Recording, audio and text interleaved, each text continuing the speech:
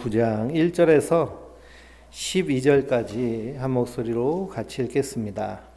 예수께서 길을 가실 때에 날 때부터 맹인된 사람을 보신지라. 제자들이 불러 이르되 랍비여, 이 사람이 맹인으로 난 것이 누구의 죄로 인함이니이까? 자기니이까 그의 부모니이까?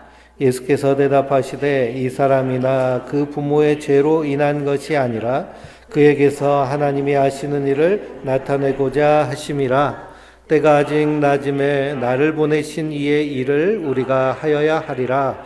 밤이 오리니 그때는 아무것도 할 수 없느니라. 내가 세상에 있는 동안에 세상의 빛이로다. 이 말씀을 하시고 땅에 침을 뱉어 진흙을 이겨 그의 눈에 바르시고 이르시되 실로암 못에 가서 씻으라 하시니, 실로암은 번역하면 보냄을 받았다는 뜻이라. 이에 가서 씻고 밝은 눈으로 왔더라.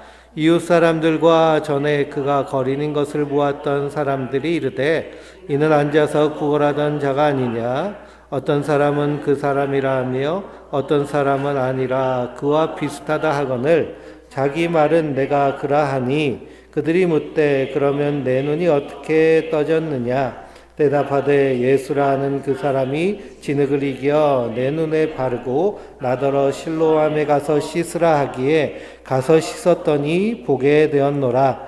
그들이 이르되 그가 어디 있느냐? 이르되 알지 못하노라 하니라. 아멘. 할렐루야. 우리가 요한복음 말씀을 함께 나누고 있습니다. 요한복음 8장에서는 음행 중에 잡힌 여자를 끌고 와가지고요, 모세 율법은 이걸 돌로 치라고 했는데 당신은 어떻게 하시겠습니까? 하고 바리새인들이 예수님을 시험합니다. 그때 예수님 뭐라고 하시나요? 너희 중에 죄 없는 자가 먼저 돌로 치라라고 하십니다. 그 말씀하시기 전에 바닥에다가 글을 쓰세요. 다른 번역 성경을 보면 거기에 그 사람들의 죄를 적으셨다라고 기록된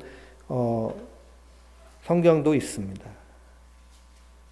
그러니 너희 중에 죄 없는 자가 먼저 돌로 치라라고 하시면서 그들의 죄를 땅에 쓰셔서 그들의 죄를 밝히 알게 하시는 거죠. 그랬더니 그들이 다 도망칩니다.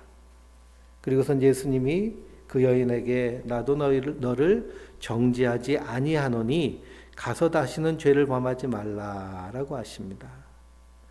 가서 다시는 죄를 범하지 말라는 말씀은 무슨 말씀일까요? 은혜 안에 거하라는 말씀입니다. 율법 안에 거하지 말고 은혜 안에 거하라. 그리고 내가 너를 정죄하지 아니하노니라고 하실 수 있는 것은 이 여인의 죄를 대신 지셔서 예수님이 십자가에 달려 죽으셨기 때문입니다. 그리고 이 말씀을 하신 후에 12절 말씀에 나는 세상의 빛이니 나를 따르는 자는 어둠에 다니지 아니하고 생명의 빛을 얻으리라 라고 하십니다. 오늘 실로암 연못에서 날 때부터 맹인된 사람의 눈을 열어주세요. 보게 하시고, 그리고 5절 말씀에 또 뭐라고 하시나요? 내가 세상에 있는 동안에는 세상의 빛이로다 라고 하십니다. 그러면 우리가 요한복음 8장이나 요한복음 9장을 읽으면서 간음 중에 잡힌 여인, 그리고 날 때부터 맹인된 사람들, 그리고 바리새인이나 서기관들에게 관심이 많이 가지만 우리가 이 말씀을 보면서 누구에게 집중을 해야 될까요? 예수님에게 집중을 해야 돼요. 예수님은 어떤 분이신가? 예수님은 세상의 빛으로 오신 분이십니다. 그러면 빛이 이 땅에 오시기 이전에 세상의 모습은 어떨까요? 깜깜하다는 거예요. 깜깜하다. 그러니 자기가 죄인인지 도무지 모르고 하나님 앞에 얼마나 범죄한 자인지 알지 못하고 그냥 자기가 하는 율법의 행위 조항을 지킴으로 자기가 의로운 줄 알고 사는 인생 가운데 참 빛 대신 그리스도께서 빛을 쫙 비치시니 간음 중에 잡힌 여자를 잡아와서 의로운 척하면서 돌 손에 들고 이 여자를 어떻게 할까요? 하는 그 사람들의 그 속을 다 비추심으로 그들이 죄인임을 다 까발리십니다. 이 빛으로 오신 예수님이요 우리 안에 비춰지면 그래서 말씀의 빛, 성령의 빛, 이 빛이 우리 안에 비춰지면 우리 안에 뭐가 드러날까요? 죄가 다 드러나는 거예요. 예수님이 이 땅에 오셔서 우리가 어떤 존재인지를 분명히 깨닫게 해 주십니다. 그래서 세상에 오시는 빛이세요.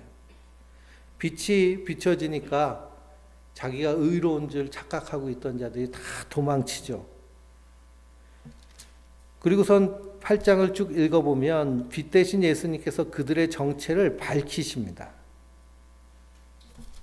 그래서 44절을 읽어보면 예수님 뭐라고 하시느냐, 너희는 너희 아비 마귀에게서 났으니 너희 아비의 욕심대로 너희도 행하고자 하느니라. 그는 처음부터 살인자요 진리가 그 속에 없으므로 진리에 서지 못하고 거짓을 말할 때마다 제 것으로 말하나니 이는 그가 거짓말쟁이요 거짓의 아비가 되었음이라 라고 하십니다. 빛을 비추시면서 그들의 정체를 다 드러내시는 거예요. 진리가 너희를 자유케 하리라 라고 하셨는데요. 그러니까 이 유대인들이 뭐라 그래요? 우리는 한 번도 종되었던 적이 없다고 그렇게 자기 정체를 모르는 것이 바로 어둠 가운데 있는 인생의 모습입니다. 근데 빛 대신 예수님이 비추시는 거예요. 그래서 은혜 가운데 있는 자들은 빛 대신 주님께서 말씀의 빛으로 우리를 환하게 비춰주실 때 우리는 어떤 반응을 할까요? 우리의 죄됨을 알고 주님 앞에 나와서 회개하게 됩니다. 이것이 하나님의 은혜예요. 그런데 자기가 의로운 줄 아는 어둠 가운데 속한 자들은 빛이 비춰지면 자기가 정체가 드러나니까 어떻게 할까요? 어둠 속으로 숨어 버리는 겁니다.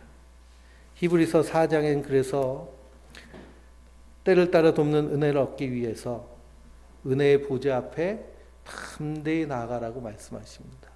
말씀이 비춰지면요, 우리 안에 더러운 것이 다 나온 수밖에 없습니다.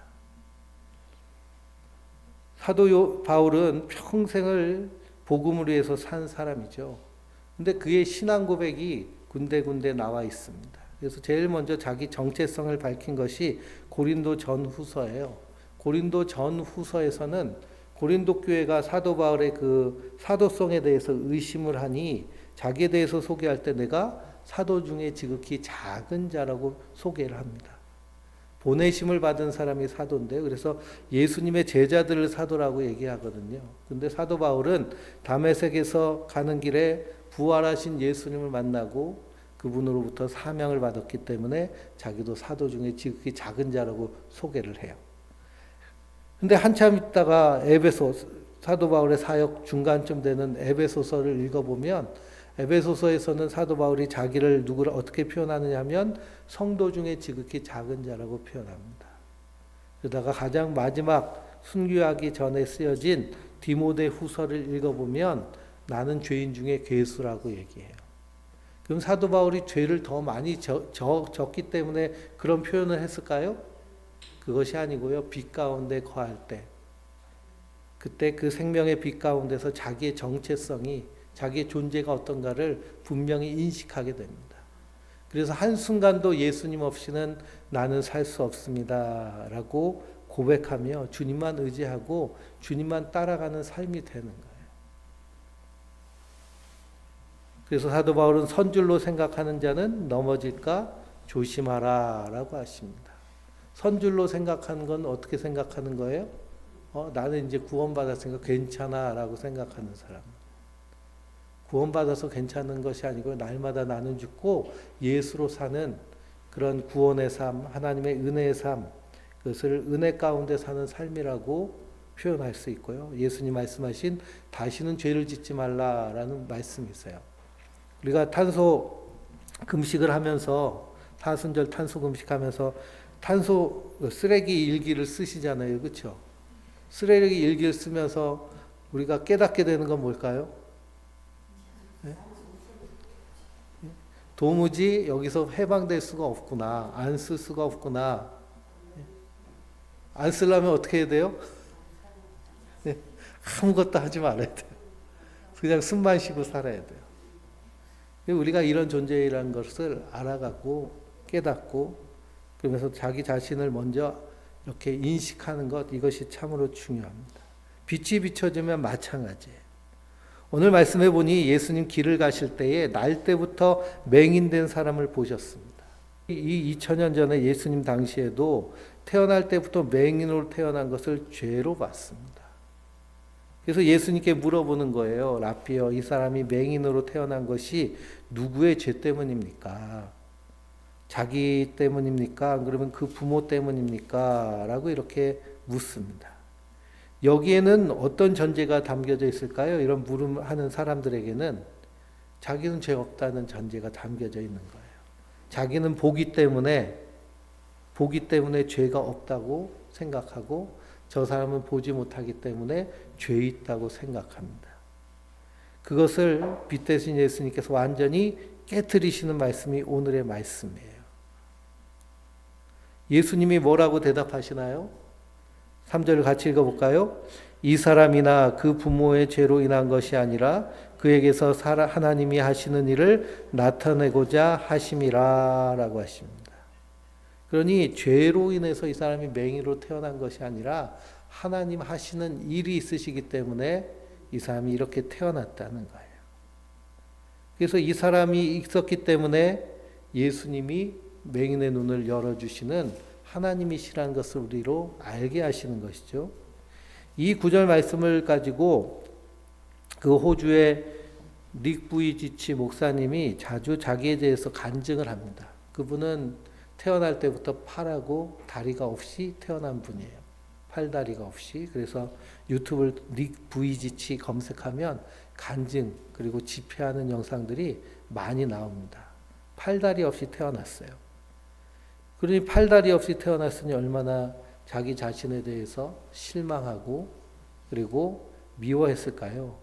그런데 성경을 통해서 깨달은 것은 무엇이냐? 이렇게 장애를 갖고 태어난 나도 하나님이 하시는 일을 나타내고자 나를 이렇게 만드셨다고 성경을 통해서 자기 자신의 정체성을 발견해요. 그리고서는 목회자가 돼서 온 세계를 다니면서 사람들에게 희망을 주고 그리고 용기를 주는 그런 집회를 하고 복음을 전합니다. 지금은 결혼해가지고요 아이를 넷이나 낳았어요. 그래서 행복하게 복음을 전하면서 잘 살고 있습니다. 그리고 우리는 생각하기를 이 태어날 때부터 맹인으로 태어났으면 불행하다 이렇게 생각하잖아요. 팔다리 없이 태어나면 불행하다. 내 안에 뭔가 장애가 있고 내 안에 풀리지 않는 일이 있으면 그것을 인해서 자기가 불행하고 불쌍한 사람이라고 여깁니다. 그런데 항상 우리는 누구의 시선으로 자기를 바라봐야 될까요? 그리스도인들은 예수님의 시선으로 우리를 바라봐야 될 줄 믿습니다. 하나님이 하시는 일을 나타내고자 하시는 거예요. 그래서 그를 실로암에서 씻게 하셨잖아요. 그러니 예수님은 이 맹인을 통해서 하나님의 일을 보이시려고 그를 예비하시고 준비해 주셨습니다. 그래서 세상에 빛을 비추는 일을 하시는 거예요. 6절 말씀해 보니 이 말씀을 하시고 땅에서 뭘 뱉으셔요? 침을 뱉으셨어요. 그리고 진흙을 이겨가지고 어디다 발라요? 맹인의 눈에 바릅니다. 그럼 침을 진흙에 이겨가지고 눈에 바르면 이건 그냥 가서 씻으라고 해도 되시잖아요. 그렇죠? 근데 더럽게 왜 침을 뱉어가지고 진흙에다 이겨가지고 눈에다가 문질러 댄 다음에 가서 씻으라고 하셨을까요? 여기에는 이제 계시적인 의미가 담겨져 있는데요. 인간은 씻어야 된다는 겁니다. 하나님 우리를 만드실 때 우리 육체는 뭘로 만드셨어요? 흙으로 만드셨죠. 그렇죠? 흙으로 만드신. 그래서 흙으로 만든 인생은 이 땅에서 죄를 지을 수밖에 없는 존재라는 거예요. 그러므로 이 죄인 인간은 반드시 씻어야 됩니다. 무엇으로 씻느냐? 바로 그리스도의 보배로운 피로 깨끗하게 씻어야 되는 것을 계시적으로 보여주시는 거예요. 구약 성경을 보면 이스라엘 백성들이 제사 드리러 하나님께 나올 때 제일 많이 하는 일이 뭘까요? 씻는 일이에요. 손 씻고 막 제사장 정결 예식이 얼마나 복잡한지 몰라요. 하는 일이 다 손 씻는 일입니다. 왜 그렇게 씻으라고 하실까요? 인간 죄인이기 때문에 그렇게 씻으라고 하시는 거예요. 우리도 계속 씻잖아요. 그렇죠? 화장실 갔다 와서도 씻고 뭐도 씻고 더럽다고 생각하기 때문에. 그만큼 우리 인생이 이 땅에서 발 딛고 사는 동안 끊임없이 죄가 묻어 있다는 사실을 인식하는 것이 바른 인식입니다.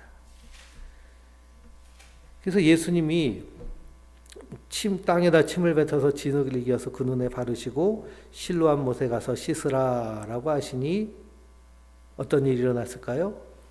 그가 씻고 보게 된 것이에요. 그가 씻고 보게 되는 것. 그래서 예수님은 어떤 분이시냐? 씻어서 보게 해주시는 분. 그래서 나는 세상의 빛이로다라고 하실 때 진정으로 예수님은 어떤 분이신지를 바로 보게 하여 주시는 줄 믿습니다. 그러니 사도행전 요한복음 14장을 읽어보면 성령이 너희에게 임하시면 너희가 죄에 대하여 의에 대하여 세상에 대하여 책망하리라 라는 말씀이 나옵니다. 그러니 성령님이 우리 안에 임하시면 16장에 보면 우리의 눈이 열리는 거예요. 그래서 죄가 무엇인지, 그리고 우리 주변을 보면 뭘로 가득 차 있는 거예요? 온갖 더러운 죄로 가득 차 있는 겁니다. 그리고 의로움이 무엇인지를 분명히 알게 됩니다. 바로 하나님이 의로우신 분이시고 그리스도께서 십자가에서 이루신 일이 의로움을 알게 돼요. 그리고 심판을 알게 됩니다. 세상 임금들이 심판하는 것이 아니라 하나님이 참으로 심판하신다는 것을 알고 두렵고 떨림으로 우리의 구원을 이루어 가게 되는 줄 믿습니다. 이 실로암에 가서 씻으라 그래요. 복음성가에도 실로암 찬양 있잖아요. 어두운 밤에 캄캄한 밤에 새벽을 찾아 떠났다. 종이 울리고 닭이 울어도 아무것도 보이지 않잖아요. 근데 누가 보여주시는 거예요? 예수님이 눈뜨게 해주시는 겁니다. 실로암의 찬양 내용은 이제 맹인 바디메오에 대한 얘기인데요. 근데 또 실로암은 또 다른 맹인이죠. 그렇죠? 그래서 우리는 항상 씻어야 되는 자들이에요.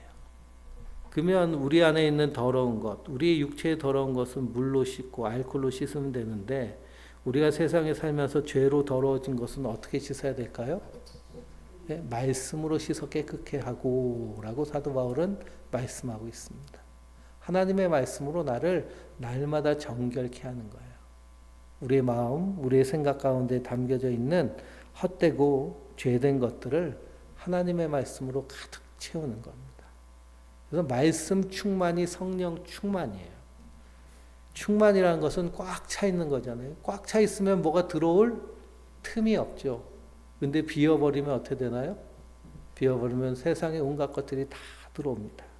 그럼 우리는 하나님의 말씀으로 충만케 해야 될 줄 믿습니다. 근데 예수님이 이 맹인의 눈을 뜨게 한 날이 어떤 날일까요? 안식일이에요. 14절 말씀해 보니 예수께서 진흙을 이겨 눈을 뜨게 하신 날은 안식일이라 라고 하십니다. 복음서를 읽어보면 예수님이 수많은 이 성경에 나와 있는 기적 말고도 많은 병자들을 고쳐주실 텐데 성경에 기록된 기적들은 다 언제 고치신 것을 말씀하세요? 안식일 날 고치신 것을 꼭 집어서 말씀하고 있습니다. 그건 뭐냐 하면 참된 안식이 무엇인지, 참된 안식을 주신 분은 누구시라는 거예요? 예수님이시라는 거예요. 세상의 빛 대신 그리스도께서 우리를 비춰주시고 우리가 그 빛 가운데 거할 때 참으로 안식을 누리게 되는 줄 믿습니다. 바리새인들, 유대인들이 이 안식일 날 예수님이 눈을 고치신 것을 가지고 시비를 걸어요. 특별히 이 사람 맹인은 날 때부터 맹인이었기 때문에 그 부모가 성전 문 앞에다 세워놓고 구걸을 시켰습니다. 지금은 맹인들이 할 일들이 있지만 고대 사회의 맹인이 할 것은 구걸뿐이 없는 거예요. 그러니 맨날 구걸하기 때문에 성전을 왔다 갔다 하는 사람들은 이 사람이 누군지 다 알고 있겠죠. 그래서 그 사람을 데리고 바리새인에게 갑니다. 그랬더니 뭐라고 얘기하느냐? 15절부터 한번 쭉 읽어볼까요? 그러므로 바리새인들도 그가 어떻게 보게 되었는지를 물으니 이르되 그 사람이 진흙을 내 눈에 바르매 내가 씻고 보나이다 하니 바리새인 중에 어떤 사람이 말하되 이 사람이 안식일을 지키지 아니하니 하나님께로부터 온 자가 아니라 하며 어떤 사람은 말하되 죄인으로서 어떻게 이러한 표적을 행하겠느냐 하여 그들 중에 분쟁이 있었더니 이에 맹인되었던 자에게 다시 묻되 그 사람이 내 눈을 뜨게 하였으니 너는 그를 어떠한 사람이라고 하느냐 대답하되 선지자니이다 하니 유대인들이 그의 맹인으로 있다가 보게 된 것을 믿지 아니하고 그 부모를 물러 묻되 아멘. 그러니 이 바리새인들은 예수님이 이 맹인의 눈을 고쳐주셨다는 것을 안 믿기로 작정한 거예요. 어둠 속에 있으니 안식일의 의미를 모르니 안식일날 참 안식을 주신 것 가지고 안식일을 지키지 않았다고 시비를 거는 겁니다. 그래서 이렇게 의미를 모르고 지키는 것을 율법주의라고 얘기해요. 율법주의에서는 끝없이 예수님을 참수하고 예수님을 정죄합니다. 이렇게 맹인이 눈을 뜨게 되었으면 어떻게 해줘야 돼요? 축하해줘야죠. 기뻐해야죠. 하나님을 함께 찬미하고 예배해야죠. 그런데 믿지 않기로 작정을 한 거예요. 그래가지고선 누구까지 불러와요? 부모들까지 불러옵니다. 그래서 19절부터 또 읽어볼까요? 이에 너희 말에 맹인으로 났다 하는 너희 아들이나 그러면 지금은 어떻게 해서 보느냐? 그 부모가 대답하여 이르되 감히 우리 아들인 것과 맹인으로 난 것을 아나이다. 그러나 지금 어떻게 해서 보는지 또 누가 그 눈을 뜨게 하였는지 우리는 알지 못하나이다. 그에게 물어보소서. 그가 장성하였으니 자기 일을 말하리이다. 그 부모가 이렇게 말한 것은 이미 유대인들이 누구든지 예수를 그리스도라 신원하는 자는 출교하기로 결의하였으므로 그들을 무서워함이로라. 아멘. 그러니 그 부모도요, 잘 모른다겠다고 얘기하면서 그 자리를 피하려고 합니다. 왜냐, 유대인들이 예수님을 그리스도라고 시인하면 출교시키기로 했기 때문에. 이 유대인 사회에서요, 출교당하면 그 마을 단위의 회당이 있고 그 마을 단위로 해서 공동체를 이루기 때문에 그 공동체를 벗어나면 생존할 수가 없습니다. 대한민국이야 개인주의 사회이기 때문에 충분히 살아갈 수도 있겠지만요. 이 고대 사회에서는 생존이 불가능해요. 그러니 그 말을 두려워해서 예수를 그리스도라고 시인하지 못합니다. 또 이 바리새인들은 예수를 계속해서 박해하고 또 예수님 하시는 활동을 계속해서 방해를 해요. 왜 그러느냐? 자신들이 원하는 메시아와 하나님이 보내신 메시아가 다르기 때문에 그렇습니다. 이 바리새인들은 어떤 메시아를 원할까요? 자기들이 한 그런 율법적인 행위에 대해서 잘했다 잘했다 엉덩이 쳐주고 칭찬해주고 높여주고 상 준다고 하고 그래서 주의 날에 좌편과 우편에 앉혀줄 그런 메시아를 원하는 거예요. 그런데 예수님은 이 땅에 하나님의 공의로 오셨습니다. 하나님의 공의의 빛으로 세상을 비추시니 누가 제일 하나님의 원수예요?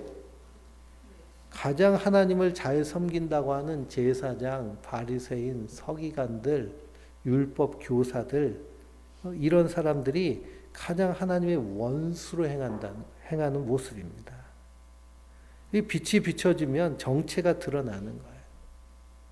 요한계시록을 보면 바다에서 올라온 짐승과 땅에서 올라온 짐승이 용과 함께 어린 양을 대적하잖아요. 거기에 땅에서 올라온 짐승이 어떤 모습이냐 하면 어린 양처럼 말해요. 어린 양의 모습으로 이 땅에 와가지고서는 말을 하는데 어떤 말을 하느냐면 용의 말을 합니다. 그리고 모양은 누구처럼 보이는데 예수님처럼 보이는데 말은 무슨 말을 해요? 마귀가 하는 말을 하는 것. 이것이 땅에서 올라온 종교 권력을 의미합니다. 그것이 정확히 예수님 당시에는 이 제사장들과 바리새인들과 서기관들의 모습이에요.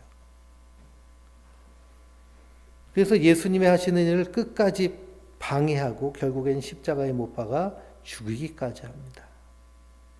그래서 이 맹인을 두 번째로 불러오죠. 24절부터 읽어볼까요?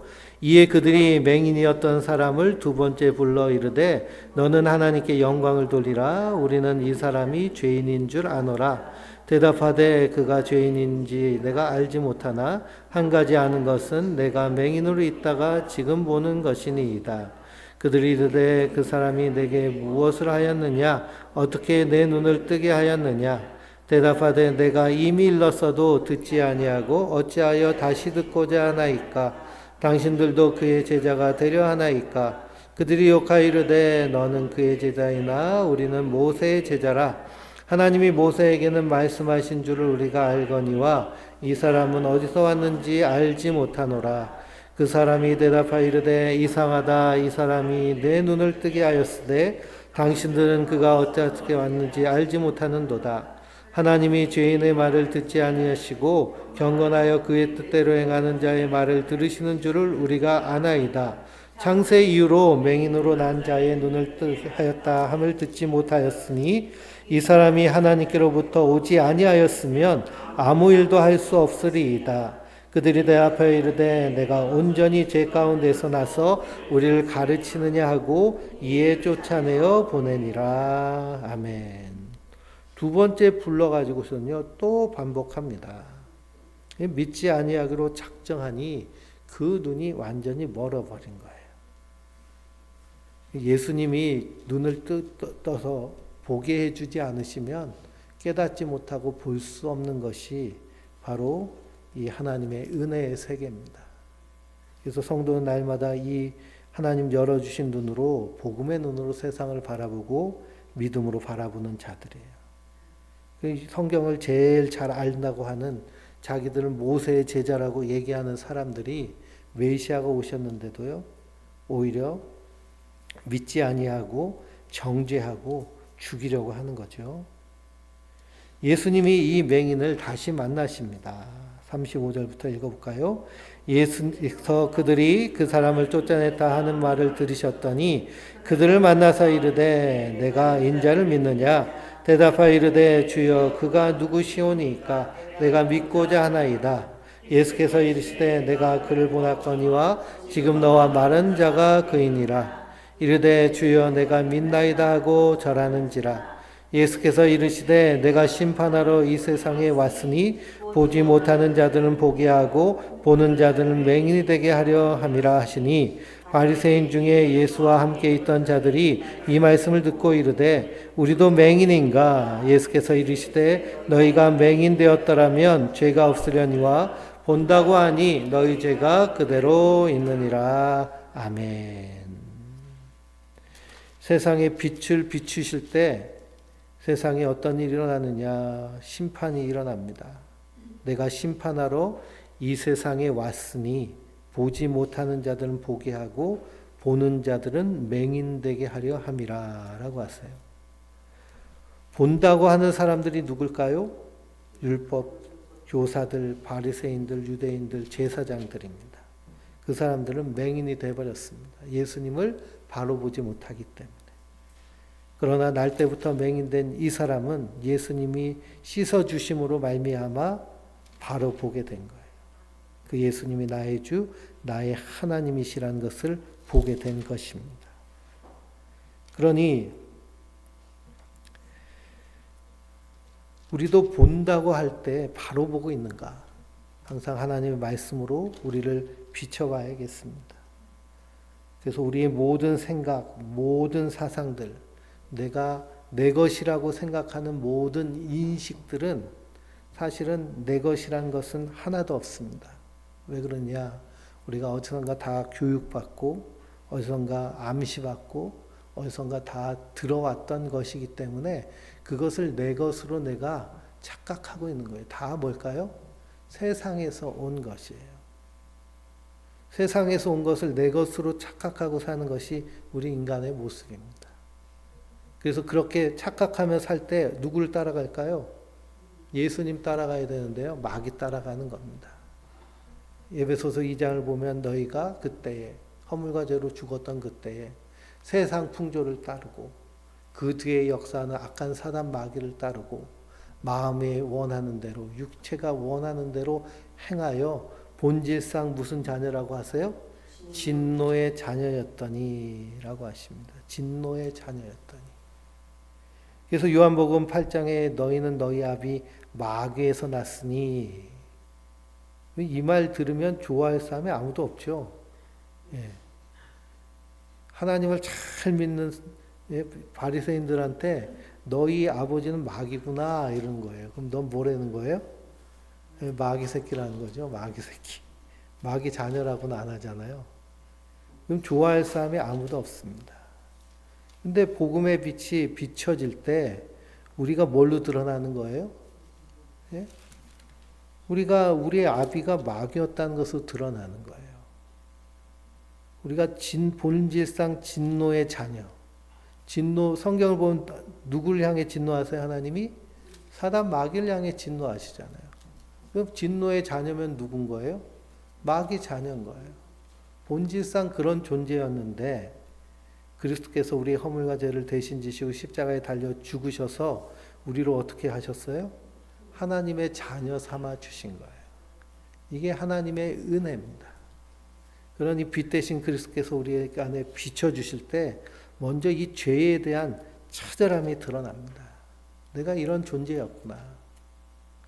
쓰레기 일기 써보면 나오잖아요. 우리가 한순간도 쓰레기 안 버리고서 살 수 없는 존재라고. 뭐 물건을 하나 사고 싶어도 알맹이만 팔면 좋은데 알맹이만 안 팔잖아요. 한 묶음 그냥 비닐에 묶어가지고 보내주고. 택배라도 시키면 어떨까요? 예? 그냥 어떻게든지 파손돼서 반품되지 않으려고 콩콩 싸서 보내잖아요. 그것이 이제 죄 가운데 사는 우리 인생과 똑같은 모습입니다. 또 동일하게 보면 되는 거예요. 그런 세상 가운데서 우리의 허물과 죄를 대신 지시고 십자가에 달려 죽으셨다라는 그 십자가의 은혜를 생각하면 우리가 그 은혜에 감사할 수밖에 없고요. 이 땅 가운데서 하나님 나라를 소망하며 살게 됩니다. 그래서 사도 바울은 고린도후서 5장을 읽어보면 이 땅의 육신의 장막이 무너지기를 간절히 탄식하며 기다리잖아요. 우리의 육체의 장막이 무너지면 하나님이 어떻게 해주세요? 예? 부활의 영광스러운 생명의 장막으로 입혀주셔서 하나님 나라로 이끌어 주실 것이기 때문에. 그래서 이 세상에서 하나님 나라를 소망하며 탄식하며 사는 것이 성도의 모습입니다. 그래서 아브라함을 부르실 때 하나님이 고향 친척 아비집을 떠나서 내가 명령하는 곳으로 가라라고 하셨잖아요. 그처럼 우리 생각 가운데 있는 세상 풍조, 그 뒤에 있는 마귀의 역사, 그리고 우리 정욕 가운데서 끌어당기는 것들에서 벗어나서 다 버리고 그리스도의 말씀 가운데서 채우고 그 말씀 따라가는 것이 성도들인 줄 믿습니다. 그래서 고린도후서 10장 4절에서 6절 한번 보실까요? 고린도후서 10장 4절에서 6절을 읽어보겠습니다. 고린도후서 10장 4절에서 6절. 우리의 싸우는 무기는 육신에 속한 것이 아니요 오직 어떤 견고한 진도 무너뜨리는 하나님의 능력이라.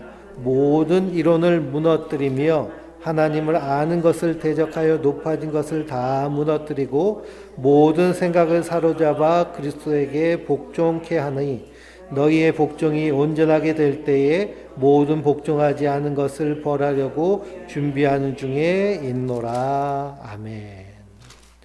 그러니 우리의 싸움은 육체에 속한 것이 아니죠. 그래서 우리가 이 영적 전쟁을 할 때 어떠한 견고한 진도 무너뜨리는 하나님의 능력이 우리 안에서 역사하신 줄 믿습니다. 그럼 먼저 뭐가 무너져요? 우리 안에 있는 모든 이론이 무너지는 거예요. 하나님을 아는 것을 대적하여 높아진 것을 다 무너뜨리고 내 모든 생각을 어떻게 해요?